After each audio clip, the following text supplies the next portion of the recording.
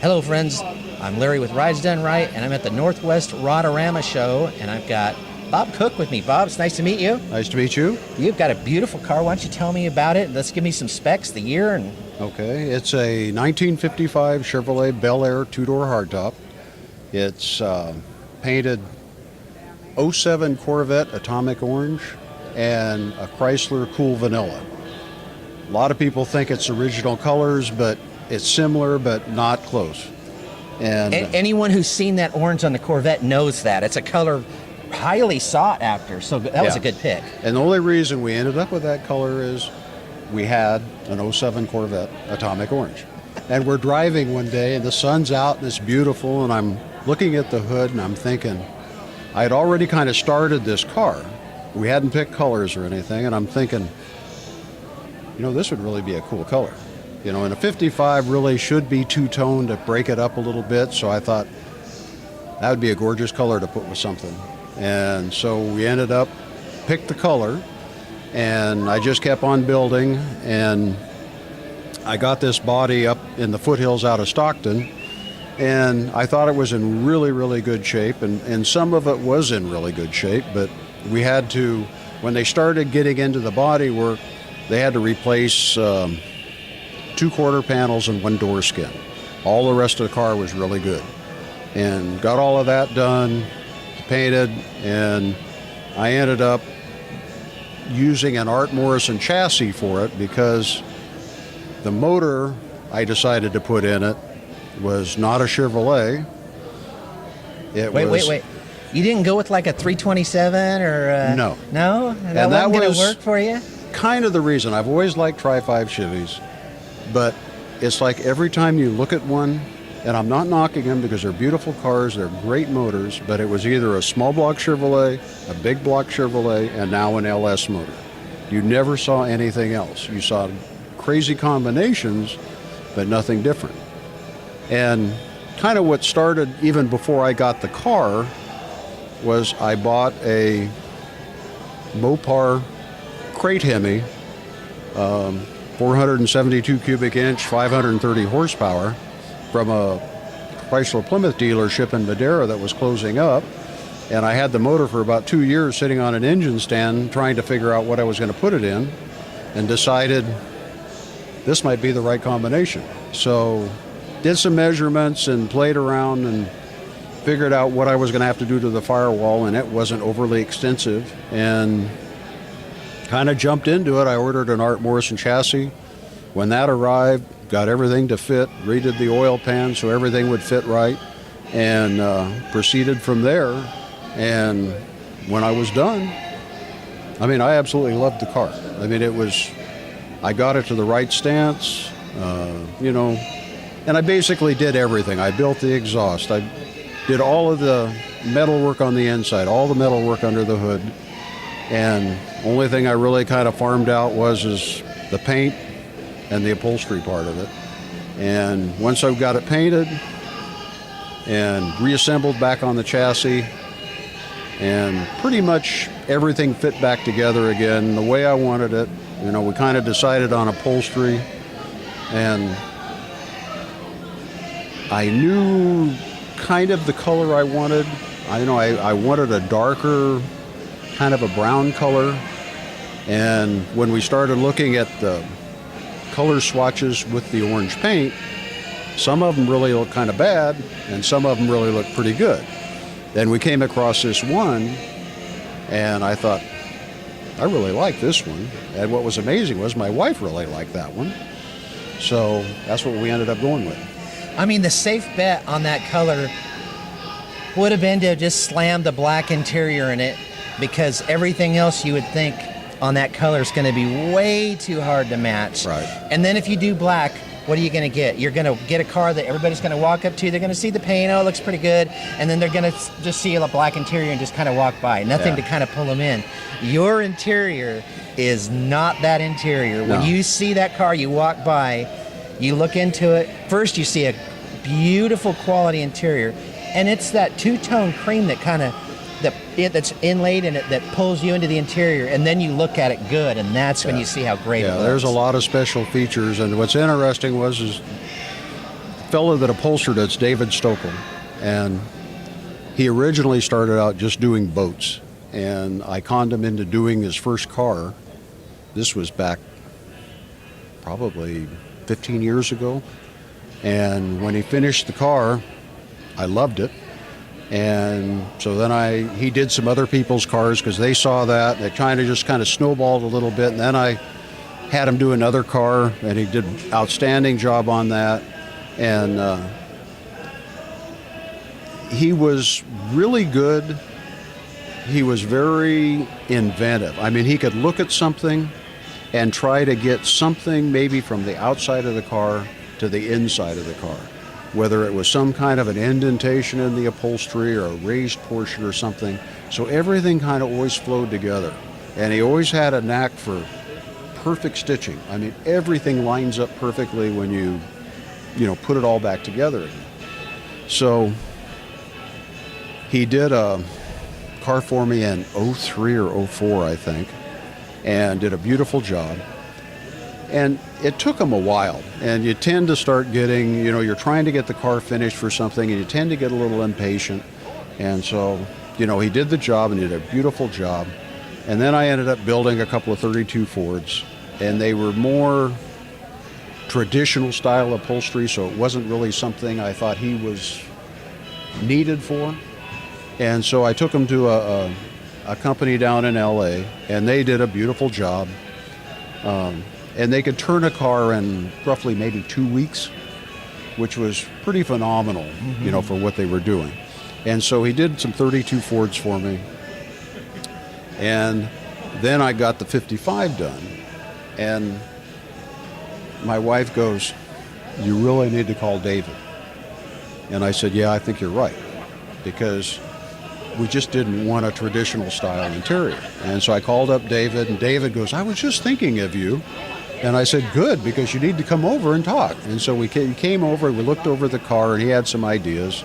And he actually did that car in less than 4 weeks, which wow, blew me away. Wow. Anybody who has done custom builds and has gone into the interiors, we all know that when the interior goes out, especially when it goes out to somebody, what they run into. I mean, you think about how long usually you just sit with them trying to go over and pick stuff and all that, and then you send them away, and it's going to take a while. When you see the quality of that interior, that time frame is not what I would have suggested. It was amazing. I mean, when he told me, he said, "I'm going to do it in 4 weeks." And I said, "David, there's no way." And he goes, "No, I swear I'm going to do it in 4 weeks."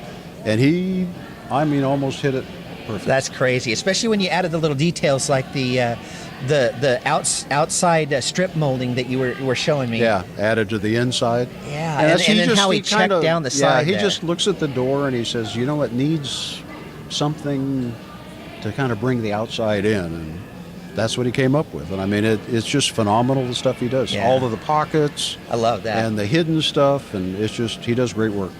Now, you said that it's got a stereo in it, but when I looked in the inside, I didn't see a stereo. I saw the little speaker place in the back seat part, but in the front, I'm like looking for the knobs, and there's got to be something to that.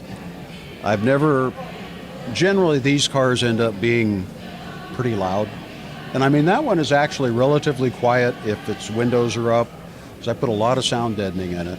But I decided that kind of car probably needs some kind of a stereo, and so we ended up putting all the speakers in it. And a fellow that works for me came up with an idea of using an amplifier with just a Bluetooth interface. So when you want to listen to whatever you have, you can listen to iTunes or anything that you have saved on your iPhone, and the volume control, everything's on your iPhone. And so there's really nothing. It automatically, you start the car and you kind of hear a bong and it connects up to your phone, and then you decide whether you want to play something or not, and go with it. And I thought it was a great idea. Nice. I mean, it's clean. Everything about that screams just what you want for tunes in a car. Yeah. Well, it was the same thing. When David told me he could kind of hide the speakers, because I just didn't want speaker grills. And so he he says, you know the way new cars are done. And I said, yeah. He says, that's the way we're going to do it. So he kind of builds it in to like the pocket in the side of the door. So it's in, but you're not drawn to it. It doesn't draw your attention to it. It's there. And then we kind of did the back. We kind of hid them behind an aluminum spear and just some shapes so they don't really stick out. And it had a subwoofer that was put in the trunk in an enclosed box, and it's tubed up through the speaker grill for I think it's a 62 Pontiac rear seat that has a speaker grill like an Impala has. And it comes up through that. And it was just, when it was all done, I mean, you don't know. And it was kind of the same thing with the heat and the air conditioning. I didn't want to see any of that stuff. So don't really want a glove box. So that's all hidden in the glove box. And then the vents for the air conditioning fold down under the dash. So if you don't have the air on, they're tucked up. You don't see anything. I mean, it's all hidden. And that's kind of the style I like to go with now. Yeah. I don't want stuff like it was just added on. Yeah, you wouldn't, I mean, it has that, I don't want to say, because I don't want to downplay it and say that it's plain, but it has that just clean look that doesn't have anything bad going on with it. I love that the carpet has that kind of a tweed old style to it, which I think is perfect in that car. One of the things I also noticed in it is that you didn't go with the automatic. You went with the newer Chrysler Hemi motor, but you didn't go with that automatic paddle shift, and you decided to go with the old manual. Yeah, we ended up putting a Tremec TKO 600 5-speed in it, because it'll handle the torque that motor produces. And it was a little bit of a challenge because it's not something you can just go buy. Mm-hmm. I mean, it's like I had to source a bell housing from QuickTime, and a clutch or a flywheel has to be a smaller diameter than what's normal on those motors. So then you got to find a manufacturer that makes the flywheel. And then actually the clutch disc and the pressure plate are out of an LS Chevy made for that. And then we had to kind of custom make a pilot bushing, for the input shaft of the transmission. But then once it's all together with a hydraulic clutch, it works great. And that's another thing you probably never saw, which was the intention. You see no master cylinder, you see no... I didn't see that in there. Clutch cylinder, you see nothing, because it's all... I took the original 55 Chevy clutch and brake pedal and made all of the upper portion to right angle it underneath the dash. So everything is hidden up in the dash, so there's nothing under the car, there's nothing, the firewall is totally smooth. So this was all after you went down to like AMCO, and they looked at it, and you told them what you wanted, and they said, nope, can't do it. And then, took my... I'm just kidding. Yeah, they know. Yeah. You just... There's nothing in that car that says anything like that. No. But, the probably the last thing that I noticed about that that was a cool touch that you had in there was the air breather and how you did that. And it's a functional air breather that doesn't come out the front like they normally do. Right. Well, when I got the motor, it comes with the intake manifold and distributor and everything, although I changed the distributor.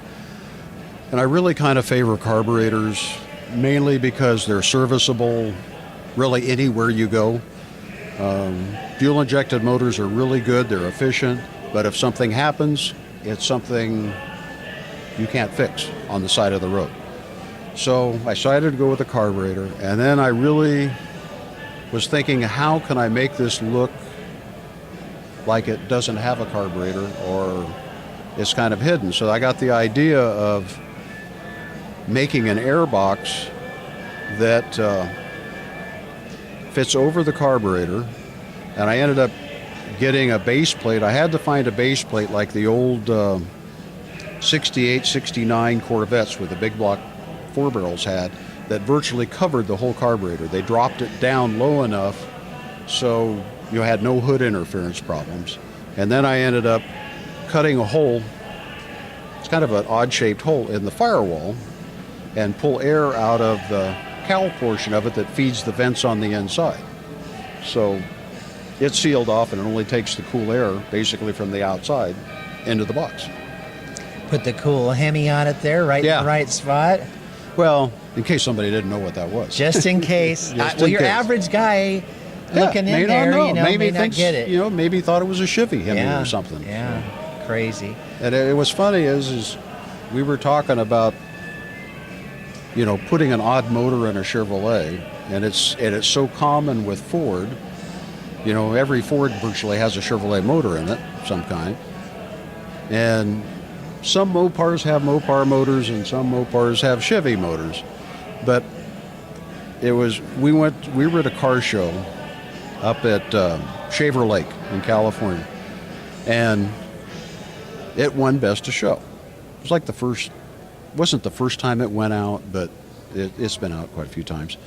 And so it won Best of Show. So my wife goes up to get the award, and this guy calls her over after, you know, when she's walking away from getting the award, and he goes, "Whatever possessed you to put a Hemi motor in that car?"